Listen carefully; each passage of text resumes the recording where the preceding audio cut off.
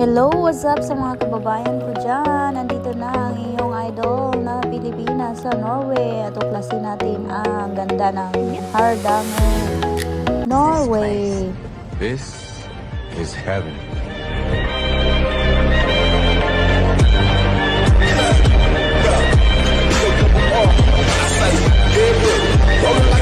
So, balikan natin guys ang mga araw na ito. Ngayon pala ay summer 2025. So, month of July. So, ito pala ang aming lakad ngayon ng asawa ko guys. So, ayan na, nakaimpake na ang lahat at ready na tayong umalis. Ayan na, ilak muna natin ang apartment guys para wala tayong iisipin maya-maya pag nakaalis na tayo guys. Safety first. So, while waiting sa aking husband po na ma-fix ang kanyang mga kakailanganing dalhin, ay tayo naman ay nag-aantay sa labas. Ayan na, lumabas na pala siya guys. So, ilak na natin at let's go!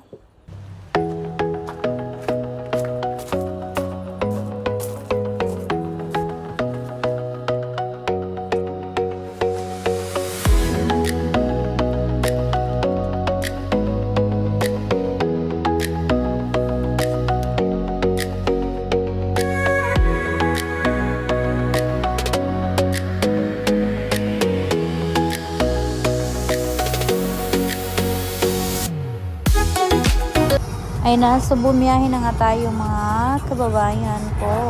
So, stay tuned lang tayo dyan dahil medyo mahaba-haba itong video natin, mga 15 minutes pa.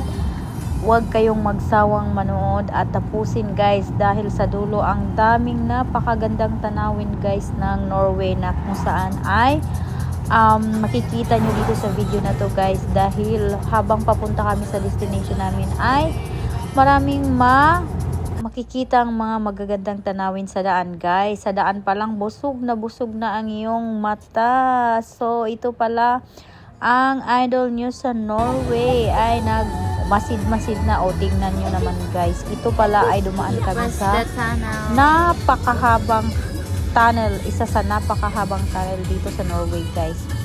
So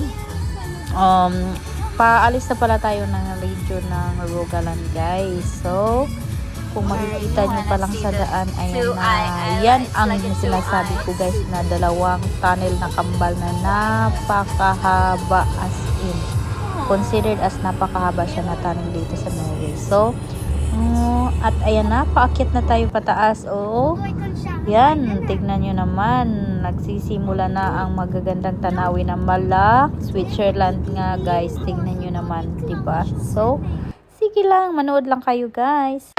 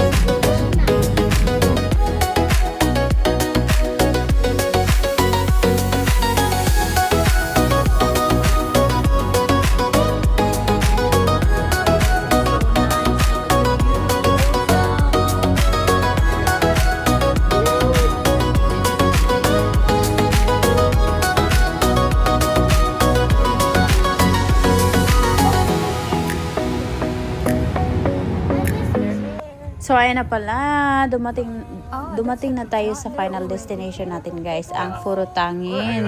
So ito yung kumbaga dito kami magche-check-in or magsi-stay for 2 days guys. So ayan na, dumating na tayo. Para siyang cabin na parang motel na may kitchen kasi siya guys, tas maraming kwarto. So at perfect for holiday place pag may pamilya ka, lalo na sa summer guys, kasi pwede kang maligo dito at tanaw mo lang ang mga bata kung saan pwede silang maglalaro at maliligo. So, ayan, napasukin na natin ang ating room kung saan tayo na. So, washroom pala yun or ano. Naghanap ako ng Babe, mga which one is our room? ito, mga beddings guys. Kasi papalitan at magsiset up na ako sa kwarto namin. So, kumuha lang ako para sa aming dalawa ni Mr. Para iset up ko na before pa ang lahat, no? So, ayan na. Kumuha na nga pala ako guys at so ito na nga yung kwarto namin guys. Ayan na, isi-set up ko na guys para mabilisan na to dahil ang mga gamit namin ay nakakalat pa rin sa labas at dapat kong ipasok na at para ma-organize na natin. So, guys, ako lang ba pag nagta-travel is na-stress din ako dahil alam mo na yun, yung mga kakailangan ng i-prepare na gamit, tas pag nauwi ang dami kailangang iligpit, ayan. So, pag hindi pala madali mag-travel guys, so dapat may tips ka talaga na ano lang kailangang dalhin, kung ano ang dapat na dalhin, at hindi dapat dalhin kaya dahil yung iba dyan, extra ano na yan, mabigat kasi kalat at ang dami mong iisipin pa. So, kung anong mga importante lang na dapat dalhin, yun na lang. Kasi yun yung learnings ko sa mga travel namin, guys. At lalo na ako'y masyadong masinop kung kompleto na ba ang lahat. So, yan na na-setup na pala natin guys. At pasensya na kayo sa aking Tagalog. Dahil hindi ako sanay mag-Tagalog dahil ako po ay isang Bisaya at galing po ako sa Agusan del Sur, sa Caraga region. So, kung saan kayong panig ng bansa natin sa Pilipinas ay sana'y maintindihan nyo ang aking Tagalog dahil po tinatry ko yung best ko dahil hindi ako sanay. So, yan na, para maintindihan din ng ating mga viewers, iba nating viewers na mga Tagalog dyan. So, I'm trying my best. So, ayan na, sineset up ko na yung bedding sa amin. Hindi pala kami magkasama ni Mr. ko dahil single bed ito. So, lang kami, nasa harap yung sa kanya. So, hiwalay muna kami this time. Hindi kami ng bed, hindi kami together. So, dahil ito lang ang available at wala tayong mga magagawa dyan. So, ayan na guys. Silipin muna natin ang labas ng kitchen. O, kakain ka dito or magluluto at tanaw mo yan. Yan ang matatanaw mo. So, i-close na natin ang window dahil parang late na rin to. At good morning, ito mo ang matatanaw mo. So, ayan na ang aga. Ang gandang pagmasdan talaga. Ang ganda talaga pag summer guys. So, wala akong ibang masabi dito sa Norway kasi maganda pag summer. Kasi pag hindi summer, for example, autumn or winter, ang daming dilim. Maraming gabi. So, ayan na si asawa ko. Sinuot na niya yung bago niyang shopping na terno na pang summer dahil sinabihan ko na bumili siya ng pang summer wear niya na outfit. Yan na, ang ganda ng mga bulaklak guys. So, pinahiran niya pala ako ng guys, ng sunscreen dahil ako din ay ginawa ko rin sa kanya. So, vice versa. Pinahiran niya ko rin yung likod niya. And, ayan na, matawa-tawa pa siya. So, dito ay importante ang mag-sunscreen. So, ayan na nga, guys, while waiting. So, palabas na tayo nito. Ang dry naman ang voice over ko eh. Sana hindi kayo mainip manonood guys at tapusin nyo ang video. So, ayan na. Tips guys, may konti akong trivia dito sa Norway. Sanay sila na ang bata ay sa labas ipanap. Ayan na. At ang reason nila ay para makalanghap ng masarap na fresh na hangin at maboost ang kanilang immunity dahil maganda daw sa lungs ang fresh air. At parang agree naman ako dyan. Pero nga lang, minsan kahit winter, ilalabas nila at ulan, ilalabas nila ang bata. Pero nakakumot naman yun. So, anong masabi nyo dyan? Yan ay culture nila dito at nakasanayan. So, ito na nga ang labas guys. Ayan na si Master. Pinipicture-picturean ko na lang yan dahil pumaporma na siya. Yan na, naliligo ng mga bata guys. Diyan kami pwedeng maligo. So, ito pala ay fjord guys. So, salt water to. Hindi to siya lake. So, pag fjord, connected siya sa dagat or karagatan. So, salt water siya, guys. So, maalat. So, yan na. May iba dito na mga family is may boat sila. Ayan, kung nakikita nyo, guys.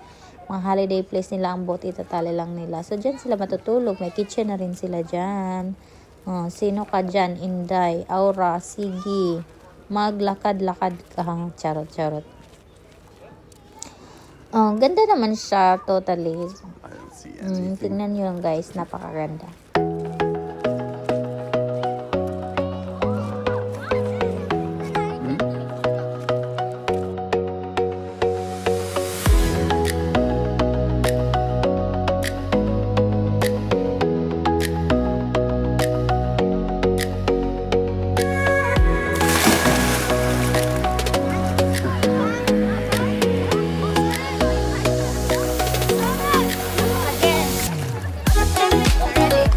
Okay.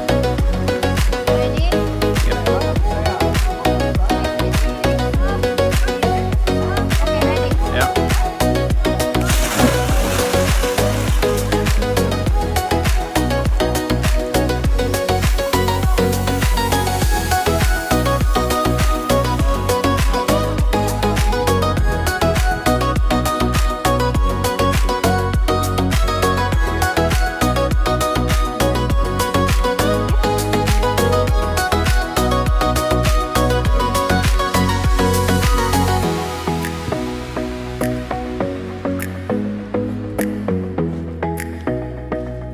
Guys, ang ganda ng flower. Nature.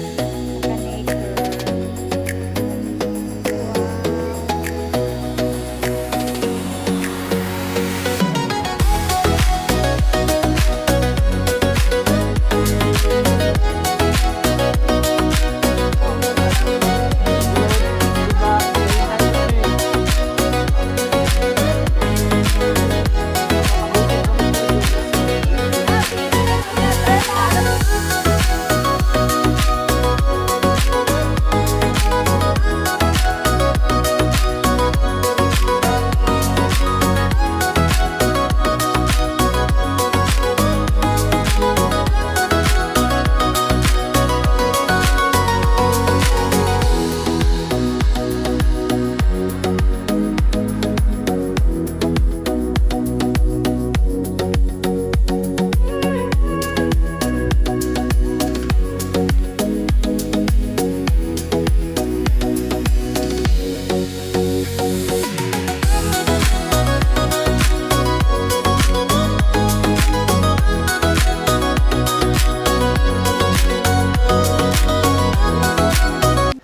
Ayun na. So, ito na pala yung last day namin dito, guys. So, ang ganda-ganda talaga ng sinag ng araw, guys. Ine-enjoy ko lang talaga yung araw. Tingnan mo naman. Ang saya ko dyan, guys. Yung mga bahay nasa paligid. O, diba?